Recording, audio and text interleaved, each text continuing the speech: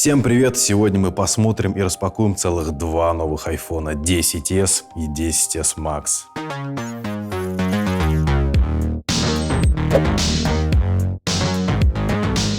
Кроме того, хочу напомнить, что у нас самая желанная версия 10s Max не только в золотом цвете, но и с двумя сим-картами. А такой можно купить либо в Китае, либо в Гонконге, хотя технически это одна страна. Тянуть кота за хвост не будем, поэтому сразу распакуем эти два айфона. Хотя я и так знаю то, что ничего интересного в этих коробках, кроме самого айфона, нет. Это по-прежнему та же самая привычная коробка. Таким образом она вскрывается. Сверху у нас находится инструкция, под ней iPhone. Большой какой, кстати. Давайте посмотрим, что в этой инструкции есть. Здесь ничего интересного нет, кроме скрепки, которую можно извлечь сим-лоток, а также наклейки. Кому-то попалась инструкция, где есть указания про AirPower. Мы знаем то, что Apple представили беспроводную зарядку около года назад, так и не выпустили ее в продажу и вообще убрали все упоминания с сайта.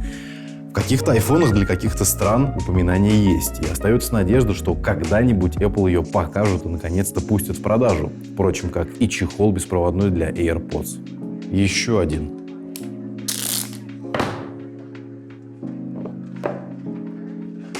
Дальше. iPhone. Айфоны. iPhone 10s Max. Ну, наконец-то, большой iPhone. Кстати, довольно тяжелый. Что касается обычного 10s, то от старой десятки он никак не отличается. Тот же размер, ну, за исключением цвета. Да, появился цвет медный, скорее его можно назвать. Очень похож на то, что мы видели в iPhone 8 и 8 Plus. Это совсем не женский цвет, он очень симпатичный, поэтому его можно смело брать. Ну а вот десятка — это совершенно новый опыт. Сейчас мы на все это дело повнимательнее посмотрим. Но именно этот цвет, скорее всего, потом будет сложнее продать, поэтому самый оптимальный вариант — черный. С другой стороны, если вы тратите такие деньги на iPhone, а я напомню, что 10s Max в России стоит в максимальной комплектации почти 130 тысяч рублей, то вы о продаже потом и не думаете. Поэтому какой цвет нравится, такой берите. Плюс именно этот Max нигде, кроме Китая, как я уже сказал, купить нельзя. В России его официально нет, как и в любых других странах. Поэтому вы либо едете в Китай, либо идете в магазины вроде biggeek.ru. Там такой iPhone есть. Стоит, конечно, сейчас немало, но когда ажиотаж спадет, то все iPhone 10s будут стоить заметно дешевле, чем на официальном сайте Apple. Что-то отвлеклись мы от комплекта, давайте посмотрим, что здесь есть еще. А здесь ничего нового. Во-первых, это все тот же старый 1-амперный зарядник. Ну, почему Apple? Почему вы не дадите нам нормальную зарядку в комплекте? Во-вторых, AirPods с кабелем Lightning, ну и сам кабель Lightning. Здесь есть два вопроса. Во-первых, почему не сделаете Type-C вместо Type-A? Как к новым Mac'ам подключать iPhone? Ну, 2018 год все-таки. Во-вторых, где Type-C в iPhone? Почему по-прежнему Lightning? Это тоже неудобно. И здесь есть одна закономерность. Купил iPhone за 130 тысяч, купишь и зарядник за 5 тысяч или 7. Потому что если вы хотите быструю зарядку, придется купить вот такой. Зарядник от MacBook, он стоит от 5000 рублей, а еще кабель Lightning Type-C, который стоит где-то в районе 2000. Это Apple, здесь нужно привыкать. И, собственно, весь комплект. Ну и самое главное, пленочки забыли снять. А это ведь самое приятное, когда ты покупаешь новый гаджет. В полной тишине делаем.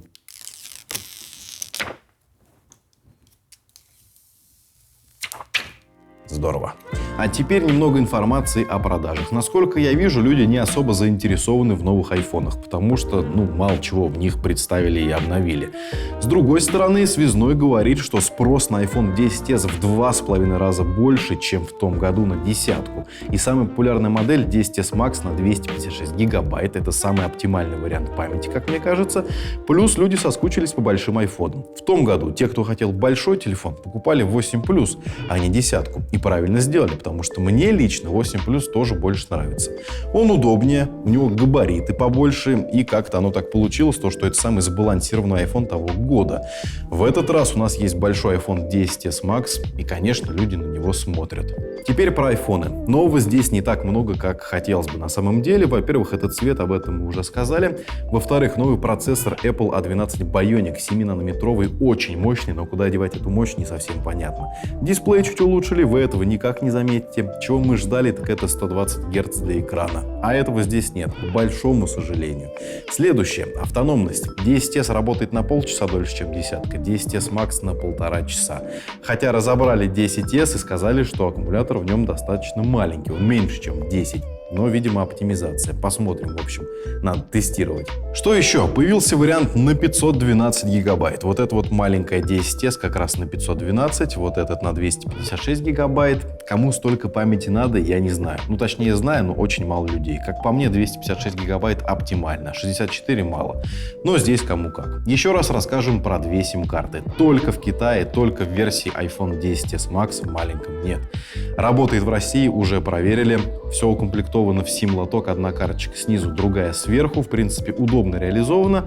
Плюс радиомодуль только один. То есть, если вам звонят на одну сим-карту, вторая будет занята. Ну и что еще? В остальных странах есть поддержка виртуальной сим-карты. Второй. В России, опять же, нет. Ну, например, в США, в Германии одна сим-карта, например, физическая, вторая виртуальная. Можете пользоваться, как на Apple Watch, но не в нашей стране. Что про 10s Max можно сказать? Во-первых, челка не так сильно бросается в глаза. Apple для начала сделали вот такую обойну, которая ее скрывает. Ну, выглядит хорошо. Во-вторых, экран больше, из-за этого челка кажется меньше, а рамки тоньше.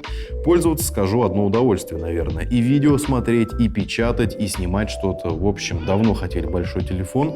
Получили, ну, конечно, тяжеловатый он такой, но в целом буду пользоваться. Остались у нас камеры, их нехило так прокачали. Поменяли модули, стали снимать лучше, функция Smart HDR. Но камера лучше, но это не лучшая камера среди всех смартфонов. Она уступает Pixel 2, и для сравнения вам фотка с Pixel 2, фотка с iPhone 10 и фотка с iPhone 10s Max. А еще один DX Mark II. Вы видите то, что да, у него хорошее качество у новинки, но до уровня DSLR камеры телефонов так и не доросли. В целом, хорошая камера под любое освещение, так что, если возьмете телефон, переживать не за что. Во-вторых, видео. Оно как было лучшее, так и осталось. Дальше, фронтальная камера. Кстати, Face ID стал быстрее работать. Уже плюс. Уже сейчас вижу то, что фронталочка стала лучше однозначно. Хотя вот портретное размытие, как у айфонов, было так себе. Оно неестественное, оно мне не нравится. Но в целом работает вроде адекватно. Да, фронталка хорошая, чтобы фоточки постить в Инстаграм вполне себе. Как подытожим? Если брать, то, конечно, сразу золотой и на 256 или 512 гигабайт. Есть ли смысл менять десятку на 10s? Сразу вам скажу, что никакого смысла нет, вы разницы не заметите. А вот большой смартфон взять можно. Есть ли смысл менять семерку, восьмерку, 7 плюс, 8 плюс? Я думаю, что тоже нет, потому что это прекрасное устройство. Они еще год-два вам послужат вообще без проблем. 6s и старше, да, стоит присмотреться к новому айфону, сразу взять за 130 тысяч, ну, либо Xiaomi, ноутбук, холодильник, еще на ящик Анакома останется, так что здесь кому как. В любом случае, самое главное, у нас появился большой iPhone и с двумя сим-картами наконец-то. Так что да, в принципе, неплохое обновление. Не забывайте подписываться, ставить лайки, ставить лойсы, ставить колокольчики. И не тяните кота за... За что? За колокольчики. Всем пока!